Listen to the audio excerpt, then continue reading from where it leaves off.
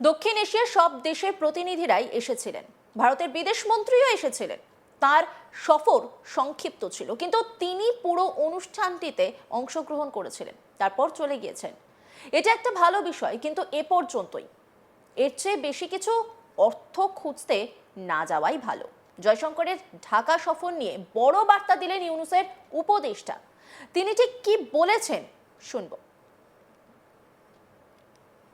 বেগম খালেদা জিয়া বাংলাদেশে তো বটেই, আসলে প্রতিবেশী দেশগুলোতে তার এক ধরনের ইমেজ আছে যথেষ্ট পজিটিভ, এবং তিনি যে কি অবস্থানে নিজেকে নিয়ে যেতে পেরেছিলেন এটা সবাই জানে। দেশের মানুষের মাঝে তার দলমত নির্বিশেষে এক ধরনের গ্রহণযোগ্যতা এবং শ্রদ্ধা সম্মান আছে। এটা অবশ্যই তারাও সবাই রিকগনাইজ করে, সাউথ এশিয়ার অন্তত সবাই সেটাকে রিয়েলাইজ করে। তার মৃত্যুতে এবং তার যে আন্তঃক্রিয়ায় সবাই প্রতিনিধিত্ব করবেন, অংশগ্রহণ করবেন, এটাই স্বাভাবিক এবং আমরা এটাকে সেভাবেই দেখি। আমি মনে করি যে এটা একটা অবশ্যই একটা পজিটিভ জেস্টার সবার পক্ষ থেকেই যে এসছেন, এবং ভারতের পররাষ্ট্রমন্ত্রী এসেছেন। তার সফর সংক্ষিপ্ত ছিল, কিন্তু উনি পুরো অনুষ্ঠানটাতে অংশগ্রহণ করেছেন এবং তারপরে তার ফেরত চলে গেছে। এটা আমি মনে করি যে এটা একটা ভালো জেস্টার। এই পর্যন্ত, এর চেয়ে বেশি কিছু এটা আমরা অর্থ খুঁজতে না যাওয়াই ভালো। বর্তমানে বাংলাদেশে নির্বাচিত সরকার নেই, এই আবহে তারেকের সঙ্গে আলাপ, অন্তর্বর্তী সরকারের উপদেষ্টাদের সঙ্গে মৌখিক বার্তালাপ কোন চোখে দেখছে ঢাকা? বৃহস্পতিবার এই প্রশ্নই করা হয়েছিল বাংলাদেশের বিদেশ উপদেষ্টা মোহাম্মদ তৌহিদ হোসেনকে। তিনি সাংবাদিকদের মুখোমুখি হয়ে বলেন, দক্ষিণ এশিয়ার সব দেশের প্রতিনিধিরাই এসেছিলেন, ভারতের বিদেশ মন্ত্রীও এসেছিলেন।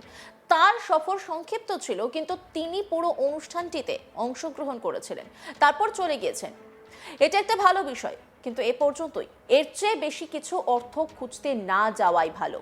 এই গোটা সফরকে কূটনৈতিক বা রাজনৈতিক দৃষ্টিভঙ্গিতে দেখার দরকার নেই।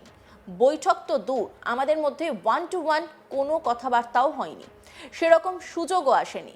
অন্যান্য বিদেশি অতিথিরাও ছিলেন, পাকিস্তানের স্পিকার ছিলেন, তার সঙ্গেও জয়শঙ্কর হাত মিলিয়েছেন। এটা সৌজন্য যা সবাই মেনে চলেন। তবে এই সফর ইতিবাচক ছিল, কিন্তু তাতে টানাপোড়েন কমবে কিনা তার সময় বলবে। কি বলছেন মোহাম্মদ তৌহিদ হোসেন শুনবো।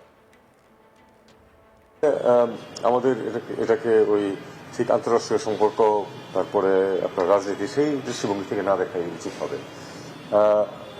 বেগম খালেদা জিয়া বাংলাদেশে তো বটেই, আসলে প্রতিবেশী দেশগুলোতে তার এক ধরনের ইমেজ আছে যথেষ্ট পজিটিভ, এবং তিনি যে কি অবস্থানে নিজেকে নিয়ে যেতে পেরেছিলেন এটা সবাই জানে।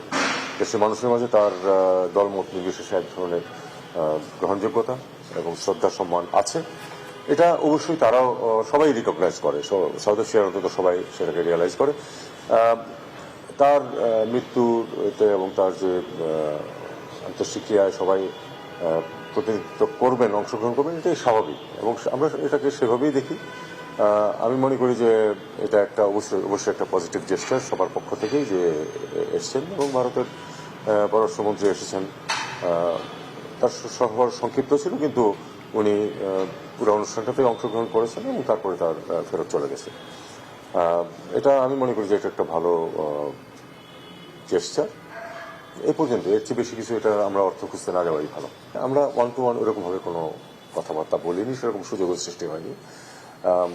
অন্যান্য বিদেশি অতিথিরাও ছিলেন, মানে পাকিস্তানের স্পিকার ছিলেন, পাকিস্তানের স্পিকারের সাথেও তো উনি হাত মিলিয়েছেন দুজন। কাজে এটা আপনি কার্টসি বলবেন যে যেটা সবাই মেনে চলে, সৌজন্যবোধ। তার সাথে আমার যেটুকু কথাবার্তা হয়েছে সেটাতে আসলে রাজনীতি ছিল না, একেবারে নিতান্তই এই অকেশন উপলক্ষে এবং অন্য সবার সামনেই। কাজে এখানে দ্বিপাক্ষিক বিষয় কোনো কিছু নিয়ে আমরা কথাবার্তা বলি। গত কয়েকদিন ধরে ভারতের সাথে আমাদের সম্পর্ক একটু টান টান অবস্থা আছে, নানা রকম ঘটনা আপনিও আমরা আপনার কাছে জানতে চেয়েছি।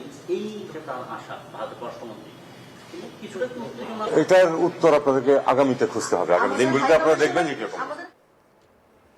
ভারত বাংলাদেশের মধ্যেকার সম্পর্ক সম্প্রতি তলানির দিকে, কিন্তু ভারত যে মোটেই তেমনটি চাইছে না তা স্পষ্ট করলো এবার নয়াদিল্লি। বাংলাদেশের প্রাক্তন প্রধানমন্ত্রী খালেদা জিয়ার শেষকৃত্যে হাজির হন ভারতের হয়ে মোদি দূত বিদেশমন্ত্রী এস জয়শঙ্কর। খালেদা জিয়ার প্রতি শেষ শ্রদ্ধা জানাতে ঢাকায় পৌঁছানোর পর তার ছেলে, বিএনপির ভারপ্রাপ্ত চেয়ারম্যান তারেক রহমানের সঙ্গে সরাসরি দেখা করেন জয়শঙ্কর। এরপরই ভারতের তরফ থেকে শোকপত্র তুলে দেন তারেকের হাতে। শুধু তাই নয়, জয়শঙ্করের সঙ্গে দীর্ঘক্ষণ আলোচনা করেন বিএনপির ভারপ্রাপ্ত চেয়ারম্যান। আর সেই ছবি সোশ্যাল মিডিয়ায় পোস্ট করে বিএনপি। আর তারেক ও জয়শঙ্করের সঙ্গে হাত মেলানো থেকে শুরু করে আলোচনার ছবি গোটা বিশ্বের সামনে আসতেই একাধিক প্রশ্ন মাথাচাড়া দিয়ে উঠতে শুরু করে। যে দেশে এখনো পর্যন্ত কোনো স্থায়ী কোনো সরকার নেই, যে দেশে মোহাম্মদ ইউনূস প্রধান উপদেষ্টার আসনে বসে রয়েছেন, সেখানে ইউনূসকে পাত্তা নিয়ে তার সঙ্গে কোনো যোগাযোগ না করে ডিরেক্ট বিএনপির ভারপ্রাপ্ত চেয়ারম্যানের সঙ্গে দেখা করলেন মোদির বিশ্বস্ত দূত জয়শঙ্কর।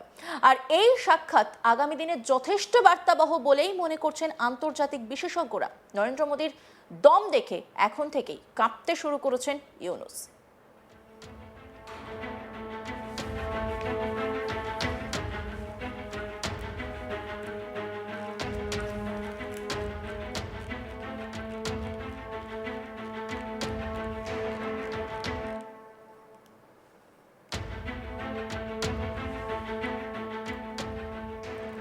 তৌহিদ হোসেন তিনি সাংবাদিকদের মুখোমুখি হন। দক্ষিণ এশিয়ার সব দেশের প্রতিনিধিরা এসেছিলেন, ভারতের বিদেশমন্ত্রী এসেছিলেন, তার সফর সংক্ষিপ্ত ছিল, কিন্তু তিনি পুরো অনুষ্ঠানটিতে অংশগ্রহণ করেছিলেন, তারপর চলে গিয়েছেন।